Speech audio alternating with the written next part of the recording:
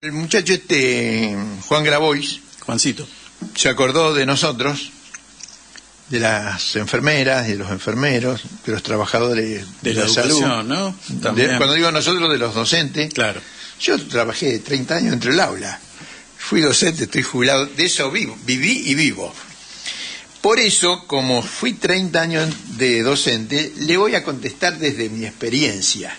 ¿Recordamos? ¿Querés que recordemos o vos lo vas a mencionar ahí? No, recordemos. Charló el otro día en una entrevista, Grabois, y entre algunos comentarios que hizo una observación respecto a que docentes, trabajadores de la salud y por ende se podía comprender que en general estatales probablemente, o sectores así relevantes de lo social, si querés, estaban obligados casi dictatorialmente a cumplir con sus labores, entendidas como labores esenciales, y que de no ser así iba a haber paredón para ellos, ¿no? Así, abiertamente, con estas mismas palabras, digamos, no estamos usando un eufemismo, usó estas mismas palabras. Sí. Habló de paredón para todas esas personas, como si fuese una cuestión de son unos seres insensibles o algo por el estilo. Bueno, escuchá, Grabois, escuchá que de esto sé un poquito, porque estuve 30 años adentro, tenía 45 horas cátedra, así que no es que iba y estabas ahí de casualidad. Claro. No, sí, no, porque hay gente que trabajaba de otra cosa y hacía 2 o 3 horas de docente, entonces... Que igual está bien, sí. Pero bueno... Está bien y... No, depende, porque el que hace eso para tener la obra social... bueno, es para charlar, pero bueno. Bueno, pero una cosa es charlar y otra hablar de paredones, ¿no? No, sí, no, nada que ver, no. Digo... No, es que los docentes no hacen eso. No. Ni siquiera eso de que hacían algunos que no son docentes, no. Por eso yo lo que quise decir que yo fui docente. Sí. Estaba 45 horas semanales adentro del aula. Bien. Grabois, no sos un tipo cualquiera. Has sido candidato a presidente con importante caudal de votos y una figura en ascenso. Hay quienes pueden intentar justificar tu reacción. No es lo que vamos a hacer, sino tratar de poner en contexto tus dichos desde nuestra experiencia en el aula y de la vida. Fusilar maestras y enfermeras, o maestros y enfermeros, no es la solución ni siquiera simbólica para abordar la complejidad de estos duros trabajos, sí, de los más duros que existen pese a la permanente ofensa que concluye con la mentirosa chicana de que trabajamos 4 horas y tenemos 3 meses de vacaciones. No es cierto. Antes de llegar al aula, trabajé en un ministerio, luego en la construcción, ahí nomás de arenador metalúrgico, me metí una escafandra y jugaba al astronauta para entretenerme, para seguir como operario de línea en una gran fábrica.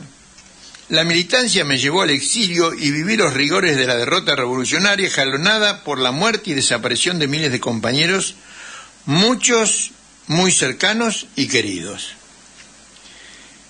Esto lo digo no para, sino lo digo que uno, ahora se va a entender por qué digo esto, porque uno llegó curtido al aula.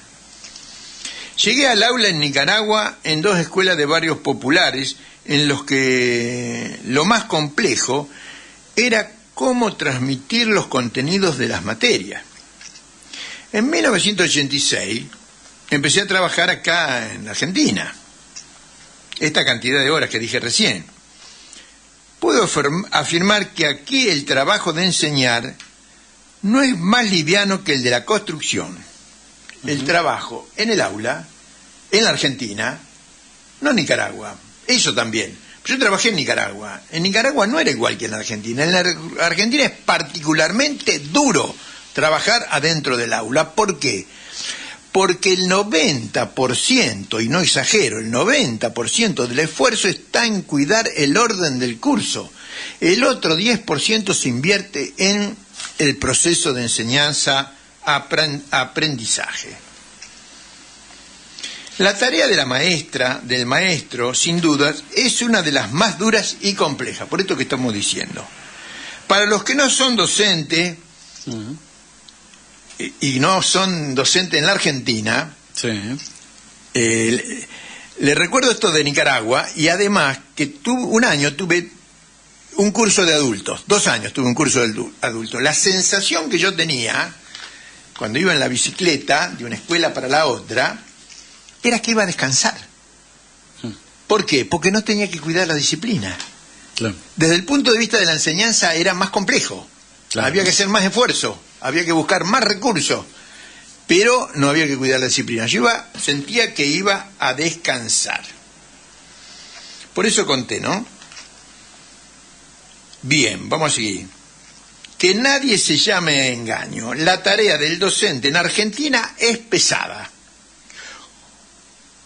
Como puedo imaginar que es pesada la tarea de una enfermera que lidia diariamente con sentimientos al borde de la vida y de la muerte. Claro. No me pongo a hablar mucho porque no conozco como los docentes, pero uno puede intuir que también es dura la tarea de la enfermera, del enfermero. Ahora creo que se puede comprender el cuadro que se vive cuando entras al aula y se cierra la puerta. Entras al aula y se cierra la puerta. Quedas solo frente al mundo. Nosotros comenzamos adultos y curtidos en la vida, pero creo imaginar el coraje que debe juntar esa piba, ese pibe de 22 o 23 años para enfrentar todas las carencias de esta sociedad explotadora, individualista, miserable y para colmo en descomposición. Concentrada el piberío, los alumnos, concentrada la mirada escrutadora de niños y adolescentes, tan o más carente que vos, que sos el docente. Hay que imaginarse ese cuadro y desenvolverse ante esa situación. Lo que menos necesitan esos docentes, esas maestras, esos chicos que recién empiezan, es que las enfrenten a la amenaza de un pelotón de fusilamiento. Lo que necesitan es un ambiente sano, limpio, agradable, tranquilo, sencillo, amigable, para poder desarrollar la labor pedagógica. La labor pedagógica, porque si no hacemos esto, ¿qué estamos haciendo? Pero yo estaba pensando que esto que estoy describiendo no es de casualidad.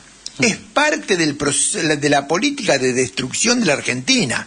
Porque en Nicaragua, ¿por qué era distinto la educación en Nicaragua que acá? En Nicaragua no tenías que hacer ese esfuerzo que tenés que hacer acá.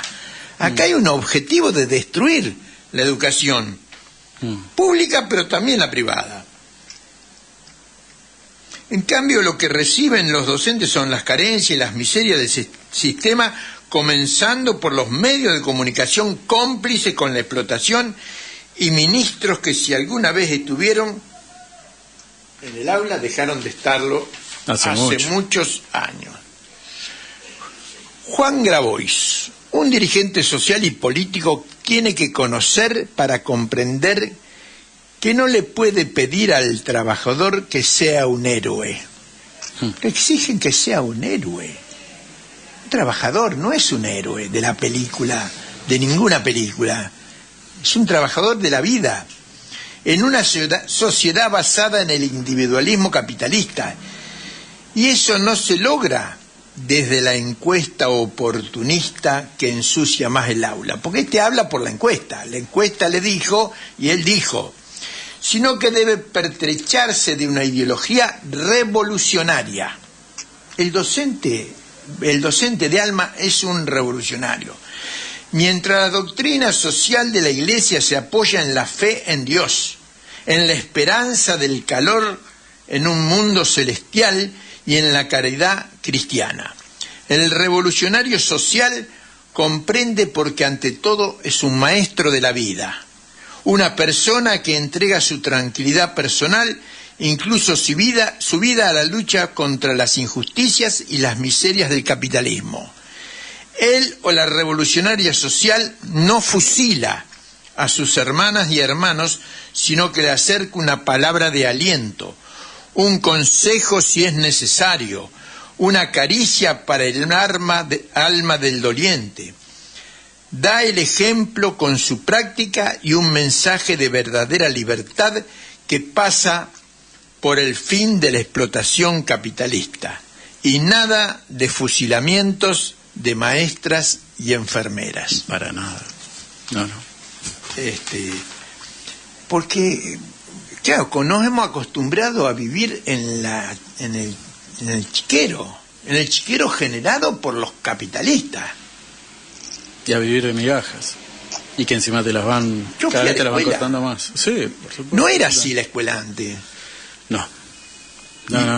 Hay una precarización en todo sentido. Desde lo social, desde los contenidos, desde la cualidad y las condiciones en las que el docente o la docente tiene que dar la clase, ni hablar de lo que es el sistema hospitalario, ¿no? Hace 60 años, más 70 años que estaba en la escuela primaria, cuando el curso estaba completo, poníamos la banderita. Era un orgullo tener la banderita puesta en una asta pequeña que había en el marco de la puerta, a la entrada. Bueno, esa y muchas otras cosas que hablaban de que la educación era una cosa importante para construir la sociedad argentina en aquellos años.